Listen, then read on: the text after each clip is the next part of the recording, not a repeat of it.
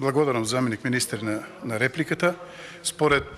Според ова ваше експозе, значи Македонија блеска, дека тече мед и млеко и дека сета цела работа е окей, односно немаме никакви проблеми.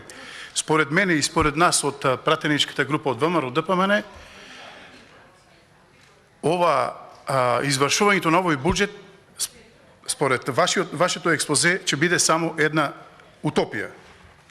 Кога велите дека ќе имаме раст на бруто домашниот производ, мислам 4,3% рековте, треба да знаеме од каде го темелиме тој раст на бруто домашниот производ од тој процент, кога и високофреквентните показатели, како што спомнав претходно, во третиот квартал од оваа година, укажуваат дека растот за 2021 година најверојатно ќе биде низок или можеби негативен. Затоа што само во септември 2021 година растот на индустријското производство изнесува помалку од 8%, односно минус 8%, се извинува, минус 8%, додека градежништвото во јули и август двоцифрен пат. Велите за антикризните мерки дадоа резултати. Не дадоа резултати. Антикризните мерки не дадоа резултати. Имаме се уште, еве во делот на земјоделието, субвенции кои што се уште на земјоделците не му се исплатени, а кои што насушно му се потребни и ги чекаат. Кога спомнавте за германските инвеститори, истите тие германски инвеститори вака велат: погрешни политики лани беа и се водеа во оваа земја, односно во Република Македонија. Дополнително, порастот на корупцијата и влошувањето на бизнис климата, придружени со целосно напуштање на претходно воспоставениот модел за привлекување на странски инвеститори,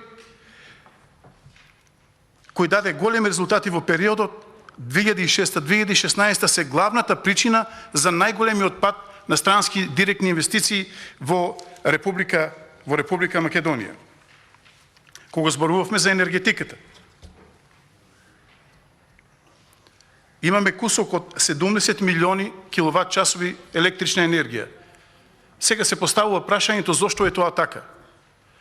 Одговорот е јасен и едноставен. Затоа што енергетскиот сектор, предводен од СДСМ, е неспособен, не го бива, не може да ја заврши работата. Затоа што ги гледаме сега, акумулациите се испразнети, односно се на минимум. Имаме пожар на блок трансформатор во рек Битула. Пукање на цевка во истата таа река Битула.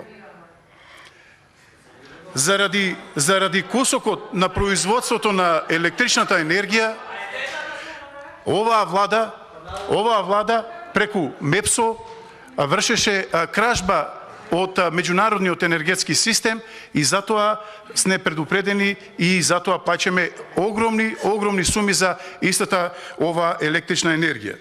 Почитуван господин заменик министер, предлогот наш е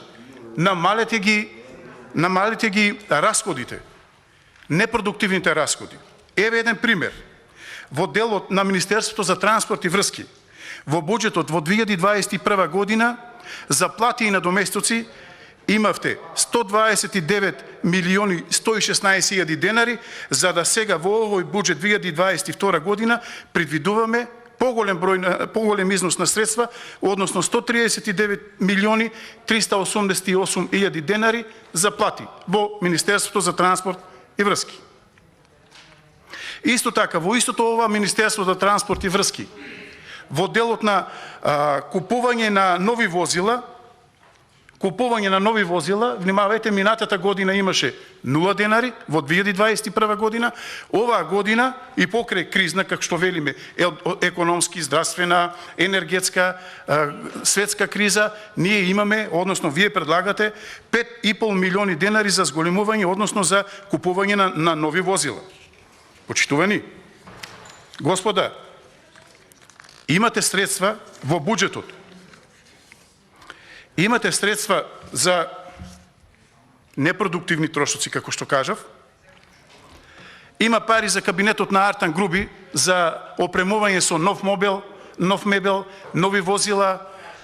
Имате пари за како што кажав, за нови автомобили, има пари за нови вработувања, за трупање на партиска администрација во државата, во сите државни органи, само немаме пари за капитални инвестиции, а тие се основниот инпут за излез и од оваа економска криза и за развој на државата. Сега кога зборувавме за бруто домашниот производ, ние мора да направиме и една споредба. Според Светска банка, за 2022 година треба да има раст од само 3,7%. Вашиот е 4,3%, според Светска банка 3,7%. Дај Боже и овој од 3,7% да биде остварен. Додека во Србија имаме 4,5%, Албанија 3,8%, Косово 4,1%, Црна Гора 5,6% и Босна и Херцеговина со 3%. Но тука па сме најдобри во инфлацијата, затоа што инфлацијата во Македонија е предвидена за 3 да биде од 3,7%, Албанија од 1,8%, Косово 2,1%, Црна Гора 2,3%, Бугарија 0,9%, а Грција само 1% инфлација. Стапката на невработеност, за која што вие како влада предводени од СДСМ и премиерот во заминување, често пати зборувате, држите пресконференции, но официјалните бројки велат дека стапката на невработеност во Република Македонија високи 15,9%, додека Србија 11,1%, Албанија 11,6%, Бугарија 5,6%. Со тоа покажува дека сме на дното. Односно имаме сиромашни граѓани. Тука има еден друг податок кој што загрижува, а тоа е дека согласно Светска банка во извештајот, каде што се вели дека најголем пат на вработеноста од земјите во Западен Балкан има токму тука, во Република Македонија. Сега кога сме кај индустријата, нели зборувавме и за индустријското производство, знаете дека индустријата, спомнав и на почетокот, во месец август има доживеано пат од 1,4%, а само во месец септември и сега имаме пат од повеќе од 8%. Во меѓувреме, додека ние имаме пат од 8%, нашите соседни држави во нашето опкружување бележат раст. Така, соседна Србија има раст од 9,1%, Албанија има раст од 16,8%, Црна Гора 8,7%, Бугарија има раст од 9,7% и така натаму. Грција има раст од 8,8%. Само сакам да потенцирам на крајот дека владата продолжува со неразумните трошења и партиски вработување и непродуктивни трошоци. Сега се поставува прашањето, со сите овие мерки, со целиот овој буџет, предлог буџет кој што е, на крајот да го поставиме прашањето, дали граѓаните живеат подобро, дали нивниот стандард е повисок, дали фирмите, дали и индустријата, компаниите работат со профит или се на работ на рентабилност. Благодарам. Благодарам колегата Јованчев. Следен за реплика е